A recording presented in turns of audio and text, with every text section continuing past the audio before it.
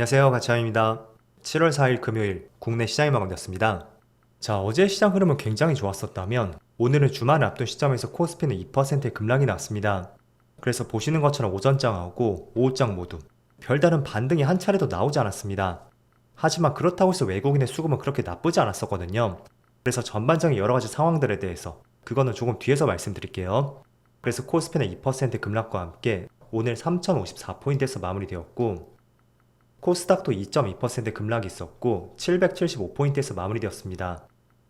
그리고 코스피 상위 종목들을 보면 오늘 셀트리온을 제외하고 모두 파란불이 들어왔고, 그 낙폭도 상당히 깊은 것을 알 수가 있습니다. 특히 방산, 조선, 금융주들 이쪽의 낙폭이 조금은 깊게 보이는 것 같고요. 그리고 코스닥은 보시는 것처럼 전 종목이 모두 파란불이 들어왔습니다. 그리고 깊이도 꽤나 깊었어요. 평균적으로 5% 가까이 그렇게 빠진 종목들이 상당히 많이 보이는 것 같습니다. 그리고 코스피의 수급을 보면 오늘 시장에 많은 급락이 있었음에도 불구하고 외국인의 1200억의 순매수가 들어왔고, 기관만 나홀로 4800억의 순매도가 났습니다. 그래서 오늘 시장의 급락은 기관이 큰 역할을 했다, 이렇게 정리해 볼 수가 있습니다. 반대로 코스닥에서는 기관의 순매도는 미미했지만 외국인은 무려 3500억, 오늘은 코스닥 쪽에서 엄청난 순매도가 났습니다. 그래서 오늘은 기관과 외국인이 시장을 대하는 자세가 다르지 않았나, 저는 그렇게 생각이 됐고, 그리고 삼성전자 오늘 4일 만에 모처럼 파란불이 들어왔죠. 그리고 기관과 외국인의 양매도가 있었지만 외국인은 정말 미미한 순매도가 있었습니다. 어제는 무려 6100억의 순매수가 들어왔다면 오늘은 고작 마이너스 120억, 굉장히 적은 순매도가 찍혀있죠. 그리고 SK하이닉스 이 종목은 모처럼 외국인의 소폭 순매수가 들어왔고, 기관은 6월 30일 마지막 날을 제외하고 거의 3주 연속으로 순매도가 이어지고 있습니다. 그리고 종가상으로 6만원이 깨졌던 두산에너빌리티, 물론 오늘은 기관만 나홀로 순매도가 있었지만 특히 6월 24일을 기준으로 해서 기관과 외국인의 매도 물량이 계속 이어지는 것 같습니다. 그래서 혹시나 고점에서 처음으로 매수를 하신 분들이라면 수급은 반드시 한번 지켜보시고요. 그리고 하나오션도 마찬가지로 최근에 고점이 조금씩 낮아지고 있거든요. 그리고 수급을 보시면 기관과 외국인의 매도 물량이 꾸준히 나오고 있습니다. 그럼 이어서 주체별 매매 동향에 대해서 살펴보도록 하겠습니다. 7월 4일 외국인이 가장 많이 매수한 종목은 두산, 현대중공업, 포스코홀딩스, LIG넥스원, 현대건설 이렇게 순서대로 매수했고, 그리고 기관은 셀트리온, 하나솔루션, 포스코홀딩스, 한국전력, LG화학 이렇게 순서대로 매수했습니다. 이어서 해외 증시로 오겠습니다. 전날 미국 증시는 조금 빨리 폐장을 했지만 그럼에도 불구하고 미국 시장의 흐름은 굉장히 좋았습니다. 나스닥은 1%의 상승과 함께 다시 한번 역사적 신고가를 경신했고, S&P 500도 신고가를 경신했습니다. 어제 0.8%의 빨간불이 들어왔죠. 그리고 다우지수는 신고가는 아니었지만 0.7%의 빨간불이 들어왔습니다. 그리고 반도체도 0.6%의 빨간불이 들어왔고, 그리고 일본 시장은 소폭의 약세 흐름이 나오고 있습니다. 또 대만은 마이너스 0.8%, 반대로 중국만 빨간불이 들어오고 있죠. 자, 참고로 오늘 미국 시장은 휴장입니다. 그런데 지금 전반적으로 시장 흐름을 보시는 것처럼 전날의 미국 시장 흐름은 굉장히 좋았습니다. 다만 아시아 쪽에서는 전체적으로 약간은 조용한 시장이었고, 그럼에도 불구하고 국내 시장 어제 상법 개정안 통과 이슈가 있었음에도 불구하고 오늘은 전반적으로 코스피 코스닥 흐름이 좋지 않았습니다. 일단은 상법 개정안 통과 이슈가 어쩌면 하나의 재료 소멸로 볼 수도 있을 거예요. 그렇지만 여러분들이 여전히 시장이 좋을 것으로 판단이 된다면 이렇게 단기간의 주가의 조정은 하나의 기회가 될 수가 있고, 이런 기회를 잘 살릴 필요가 있습니다. 그리고 지금 촬영 시점이 1시 반쯤 되었는데 비록 지금 시점에 코스피가 1.5%의 급락이 나온다고 해도 저는 여전히 3000포인트를 깨지 않는다는 것이, 변동성이 나오듯 그 위에서 변동이 나오고 있잖아요.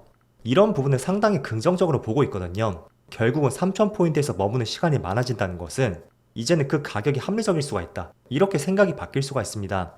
비슷한 예시가 될지 모르겠지만 가끔씩 택시 요금이 오를 때가 있잖아요. 그럼 기본 요금이 오르고 나서 한 2-3개월 정도? 그때는 택시 이용률이 많이 떨어진다고 합니다.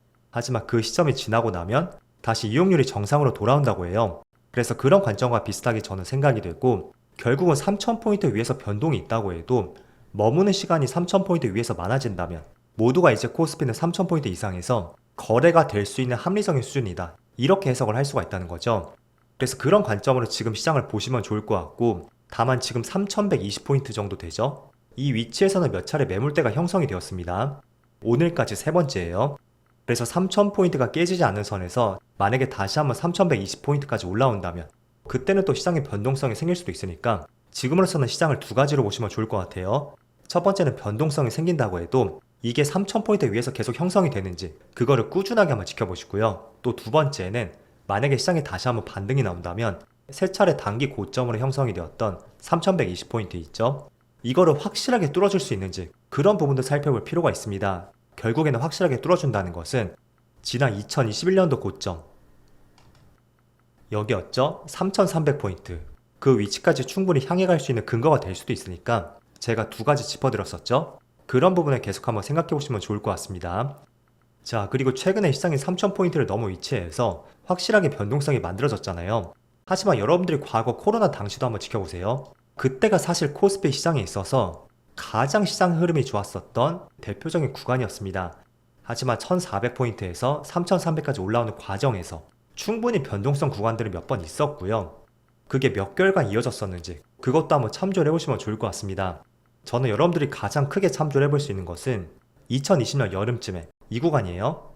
이때 3개월 정도 시장에 횡보 구간이 있었고요. 그리고 나서 거의 8,900포인트의 반등이 나왔습니다. 그래서 두 개로 나눠볼 수가 있잖아요. 첫 번째 구간, 두 번째 구간. 거의 상승폭이 비슷하다고 볼 수가 있겠죠. 하지만 단기간에 급등이 나왔다는 것은 최소한 3개월 정도도 우리가 시장이 단기적으로 매물 소화 과정도 거칠 수가 있으니까 지금 조정이 나와봤자 2주밖에 되지 않았을 거예요. 6월 말부터 2주 정도 되었죠. 그래서 시장을 너무 조급하게 보지 마시고요. 최소한 7, 8월은 시장이 쉬어갈 수도 있다. 조금은 시장에 대한 여유를 갖는 것이 필요할 것 같습니다.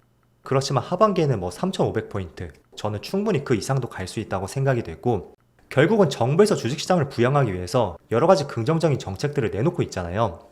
첫 번째로 상법 개정안도 있고 또 두 번째로 부동산에 대한 시장을 누르면서 그쪽으로 갈 수 있었던 자금들이 있겠죠. 그게 상대적으로 주식시장 쪽으로 이쪽으로 향할 가능성도 충분히 있습니다. 그리고 아직까지는 본격적인 외국인의 수급이 들어오진 않고 있거든요. 그래서 정말로 상법 개정안에 대해서 이게 국내에서만 보는 긍정적인 시각이 아니라면 분명히 외국인의 수급은 많이 들어올 수밖에 없습니다. 그럼 그 과정에서 우리는 더 높은 곳을 바라볼 수가 있겠죠. 그래서 항상 투자를 하다 보면 여유를 갖는 것이 정말 중요한 것 같아요. 그래서 주식이든 부동산이든 우리는 시장에 대한 여유를 갖는 것이 필요하고 또 여유를 바탕으로 우리가 버틸 수 있는 것은 결국에는 나의 비중을 많이 태워서는 안 되겠죠. 그래서 최근 시점에 우리가 한번 지켜볼 수 있는 것은 이거는 여러분들이 꼭 한번 살펴보셔야 됩니다. 오늘 시장이 정말 좋은 기회인 것 같아요. 어제 오후장에 상법 개정안이 통과가 되었죠. 3% 룰이 빠진다고 했었는데 그것마저도 포함이 되었습니다. 그래서 여당 단독으로 통과한 것도 아니었고 여야 모두 합의하에 통과가 되었습니다.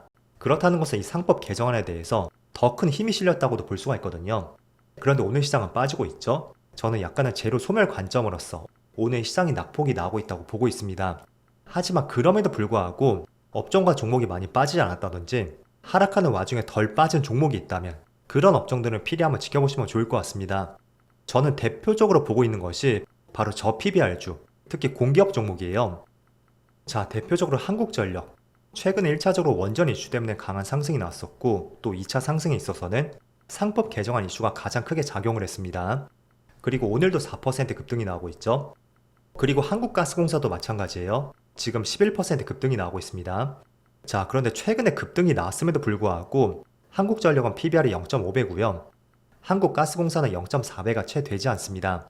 그런데 오늘 주가에 상승이 나오고 있고 제가 주목하자고 말씀드리는 것은 어쨌든 상법 개정안이 통과가 되었다는 것은 우리나라 시장이 정상 궤도로 올라설 수가 있다. 한마디로 그렇게 이해를 할 수가 있겠죠? 그럼 정상 궤도로 본다는 것은 만약에 코스피가 4천까지 간다면 전체 코스피 PBR은 약 1.3배 정도? 그 정도 위치에 될 거예요. 그럼 PBR 1.3배에서 현저하게 PBR이 낮은 업종이 있다면 그 업종들의 주가 상승을 우리가 기대를 해볼 수가 있습니다. 어쨌든 사측에서 많은 액션을 취할 가능성이 있잖아요. 그리고 지금 보시는 한국가스공사하고 또 한국전력 이 두 기업은 전기와 가스 요금을 올릴 가능성도 있습니다.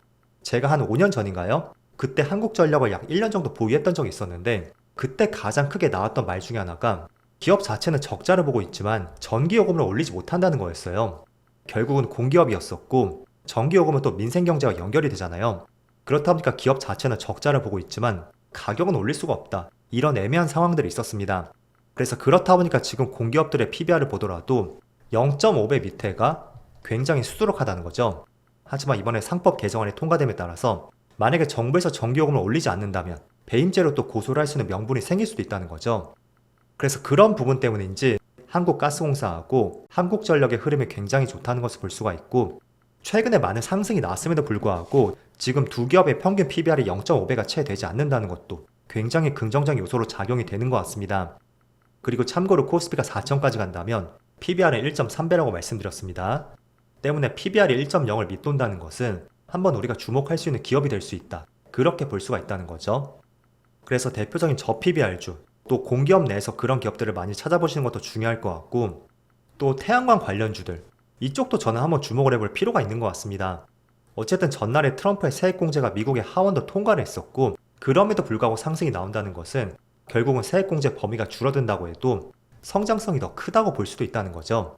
그래서 어쩌면 재료 소멸 관점, 그리고 세액공제폭보다 성장성이 더 크다, 그게 더 부각이 된다면 다시 한번 전고점을 돌파할 수 있는 2차 상승이 나오지 않을까, 그런 생각도 조심스럽게 하고 있습니다. 그래서 오늘 시장이 많이 좋지 못한데도 불구하고 하나솔루션이 빨간불이 들어오고 있다 라는 것은 한번 우리가 주목을 해볼 수가 있다는 거죠. 자, 지난주부터 이번 주는 시장 흐름이 그렇게 썩 좋지 못했습니다.